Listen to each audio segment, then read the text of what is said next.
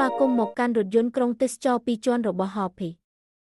សេកយើងកំពុងឆ្លងកាត់ស្ថានីយ៍រថភ្លើងភ្នំពេញដែលជាមជ្ឈមណ្ឌលដឹកជញ្ជូនដ៏សំខាន់នៅក្នុងរាជធានីនៃប្រទេសកម្ពុជានិងជាចំណុចចាប់ផ្ដើមនៃផ្លូវរថភ្លើងខាងជើងខាងត្បូងដែលភ្ជាប់ប្រទេសកម្ពុជាទោះបីជាដំណើរការទំនើបភាវូបនីយកម្មនៅតែជឿនលឿនក៏ដោយរចនាស្ថាបត្យកម្មនិងរឿងរ៉ាវប្រវត្តិសាស្ត្រនៃស្ថានីយ៍ដែលមានអាយុកាលរាប់សតវត្សនេះនៅតែប្រាប់ពីរឿងព្រេងផ្លូវដែកនៃទឹកដីខ្មែរស្ថានីយ៍រថភ្លើងភ្នំពេញត្រូវបានសាងសង់ក្នុងឆ្នាំ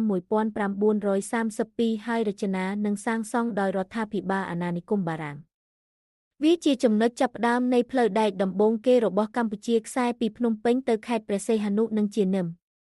ឥតរូបនៃបេតិកភណ្ឌអាណានិគមរបស់បារាំងនៅអាស៊ីអាគ្នេយ៍ស្ថានីយ៍នេះរួមបញ្ចូលគ្នានូវរចនាប័ទ្មអាណានិគមបារាំងជាមួយនឹងធាតុបុរាណរបស់ខ្មែរជញ្ជាំងផ្នែកខាងក្រៅធ្វើពីឥដ្ឋក្រហមទ្វារនិងបង្អួចរាងកោងខ្សែតុបតែងពណ៌និងប៉មស្ប៉ាយបង្កើតបរិយាកាសរ៉ូមែនទិកនិងដ៏ឧឡារិកវាជាអគារប្រវត្តិសាស្ត្រតំណាងបំផុតមួយក្នុងរាជធានីភ្នំពេញ